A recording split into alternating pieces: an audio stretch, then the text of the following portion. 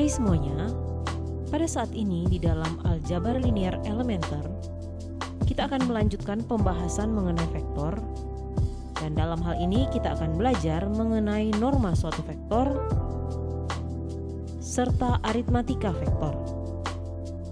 Yang pertama kita akan melihat mengenai sifat-sifat operasi vektor. Pada waktu lalu sudah disinggung sedikit mengenai beberapa sifat daripada vektor. Kali ini kita akan belajar lebih banyak mengenai sifat-sifat aritmatika vektor. Sekarang coba kalian perhatikan teorema 3.2.1 mengenai sifat-sifat aritmatika vektor. Jika vektor U, V, dan W adalah vektor-vektor pada ruang berdimensi 2 atau ruang berdimensi 3, dan K dan L adalah skalar, maka hubungan-hubungan berikut berlaku. Yang pertama, vektor U tambah vektor V sama dengan vektor V tambah vektor U. Dalam hal ini dia berlaku sifat komutatif. Selanjutnya, vektor U tambah vektor V kemudian ditambah vektor W itu sama dengan vektor U ditambah vektor V tambah vektor W. Sifat ini biasanya juga dinamakan dengan sifat asosiatif. Yang C, vektor U tambah vektor 0 sama dengan vektor 0 tambah vektor U sama dengan vektor U. Untuk sifat C itu dapat dikatakan bahwa terdapat elemen identitas, dalam hal ini adalah vektor 0. D, vektor U tambah negatif vektor U sama dengan vektor 0. Atau di sini dapat kita katakan dia ada inverse untuk vektor U. Sifat berikutnya, skalar K dikali skalar L kali vektor U itu sama dengan skalar K dikali skalar L kemudian dikali dengan vektor U. Selanjutnya, skalar K dikali vektor U tambah vektor V sama dengan skalar K dikali vektor U tambah skalar K dikali vektor V. Berikutnya, skalar K tambah skalar L dikali vektor U sama dengan skalar K kali vektor U tambah skalar L kali vektor U. Dan yang berikutnya adalah 1 dikali vektor U sama dengan vektor U. Nah, di sini ada penekanan. Jadi terdapat dua pendekatan terhadap vektor, yaitu pendekatan geometrik dan pendekatan analitik. Untuk pendekatan geometrik, vektor-vektor diwakili oleh anak panah atau ruas garis terarah. Sedangkan untuk pendekatan analitik, vektor-vektor diwakili oleh sepasang atau 3 pasang bilangan yang disebut komponen. Kenapa sepasang atau 3 pasang? Karena di sini kita berbicara mengenai 2 dimensi dan 3 dimensi.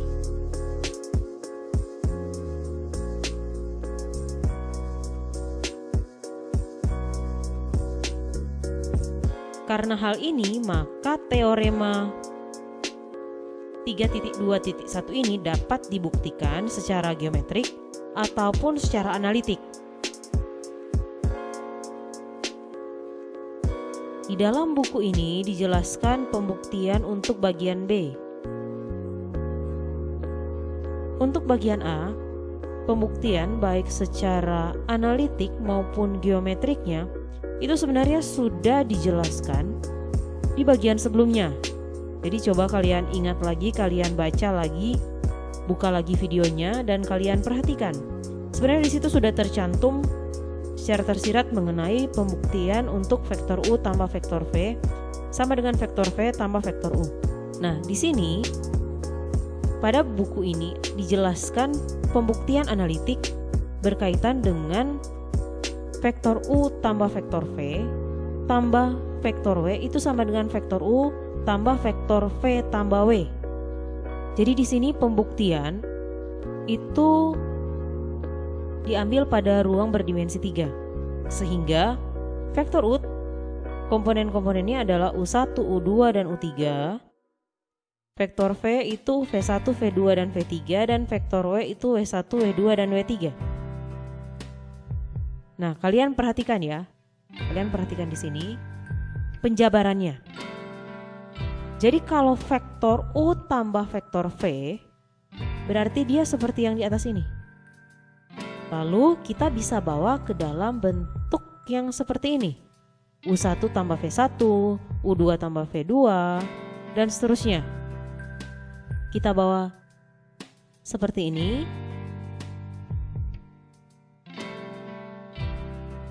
Nah, kalau kalian ingat, di dalam penjumlahan, jadi setiap komponen-komponennya di sini adalah suatu bilangan. Penjumlahan bilangan berlaku sifat asosiatif, sehingga bentuk seperti ini kita bisa bawa menjadi bentuk seperti ini. Dan kita bisa uraikan lagi sehingga diperoleh bentuk yang ini. Dalam hal ini merupakan vektor U ditambah vektor V tambah W. Itu untuk pembuktian analitiknya. Pembuktian untuk bagian yang lain sebenarnya hampir mirip seperti yang ini. Jadi kita uraikan, kita andaikan vektor U sama dengan U1, U2, U3 untuk komponen-komponennya.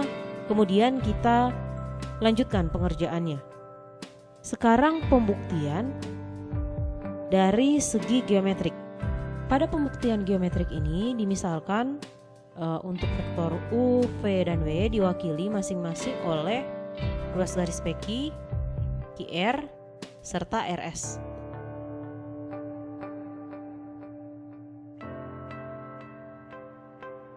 Vektor U tambah vektor V, masih ingatkan bagaimana menjumlahkan dari sini, ini.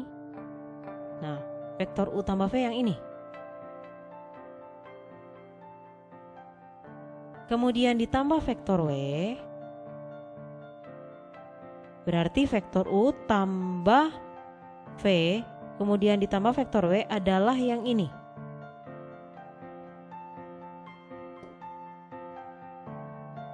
Sekarang vektor V tambah vektor W berarti yang ini.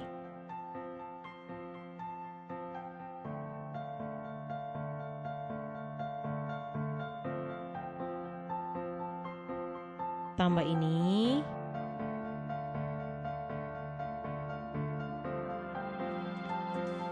Jadi vektor V tambah W-nya yang ini.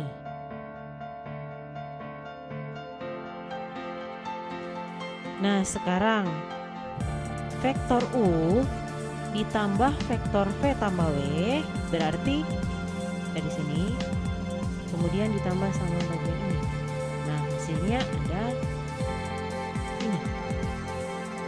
Dari situ kita dapat melihat bahwa kedua statement ini, kedua pernyataan ini sama, di mana dia menghasilkan ruas garis PS keduanya. Oke, sekarang tugasnya. Coba kalian buktikan 3 sifat yang lain. Terserah kalian pilih. 3 sifat saja kalian buktikan.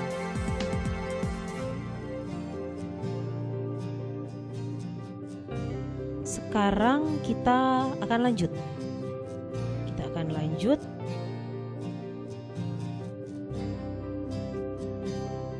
Ke dalam norma suatu vektor. Jadi panjang atau length dari suatu vektor U seringkali disebut dengan norma atau norm. Saya lebih suka menggunakan kata norm di sini karena norma agak ambigu dengan pengertian yang lain. Jadi disebut norm dari U. Norm dari vektor U dan dinyatakan dengan bentuk seperti ini. Sekarang kita mau perhatikan norm dari vektor U untuk yang 2 dimensi sebelum kita masuk ke dalam 3 dimensi. Jadi vektor U dengan pusat 0,0, ini vektor U-nya.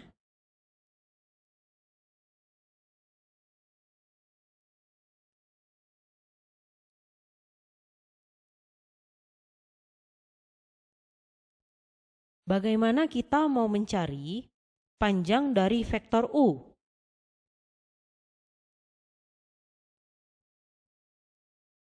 Jika yang diketahui adalah komponen dari vektor U yaitu U1 dan U2. Kalau kalian perhatikan, kita sebenarnya bisa mengkaitkan panjangnya ini dengan teorema Pythagoras. Jadi panjang dari vektor U ini dapat kita peroleh dengan menguadratkan U1 dan U2.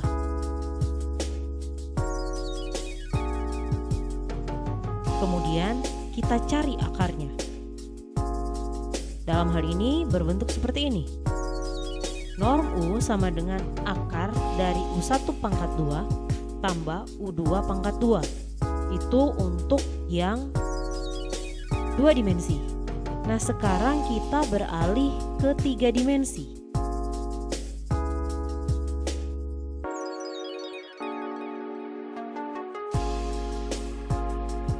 Untuk gambar ini, coba kalian perhatikan. Sekali lagi, kita sebenarnya bisa menggunakan aplikasi dari teorema Pythagoras. Jadi untuk yang 3 dimensi, kita bisa bawa dia ke dalam bentuk seperti ini. Jadi di sini yang diketahui adalah U1, U2, dan U3. Jadi untuk menentukan panjangnya, yang kita perlukan adalah panjang ini pangkat 2 tambah ini pangkat 2. Dalam hal ini OR pangkat 2 tambah RP pangkat 2. Itu untuk norm U pangkat 2. Nah, OR itu ya, OR yang ini, itu sebenarnya merupakan panjang ini pangkat 2 tambah panjang ini pangkat 2. OQ pangkat 2 tambah QR. Kalau kalian perhatikan di sini itu panjangnya pasti sama dengan OS. Sehingga kita bisa nyatakan untuk OR pangkat 2 dengan OQ pangkat 2 tambah OS pangkat 2. Nah, kemudian ditambah dengan RP pangkat 2. OQ pangkat 2, OQ itu adalah U1. OS U2 dan RP adalah U3, sehingga diperoleh bentuk ini. Dalam hal ini norm dari U adalah akar dari U1 pangkat 2 tambah U2 pangkat 2 tambah U3 pangkat 2. Di sini ada hal yang harus kalian perhatikan. Suatu vektor dengan norm 1 disebut vektor satuan. Selanjutnya, kita mau bicara masalah jarak. Kalau tadi panjang, ini jarak. Bedakan ya antara panjang atau length dan jarak atau distance. Jadi di sini kita perhatikan untuk P1 dan P2. Ruas garis P1 P2, vektor P1 P2, kita mau cari jaraknya. Nah, P1, P2 itu sebenarnya ini. Jadi jaraknya kita bisa cari dengan menggunakan bentuk ini.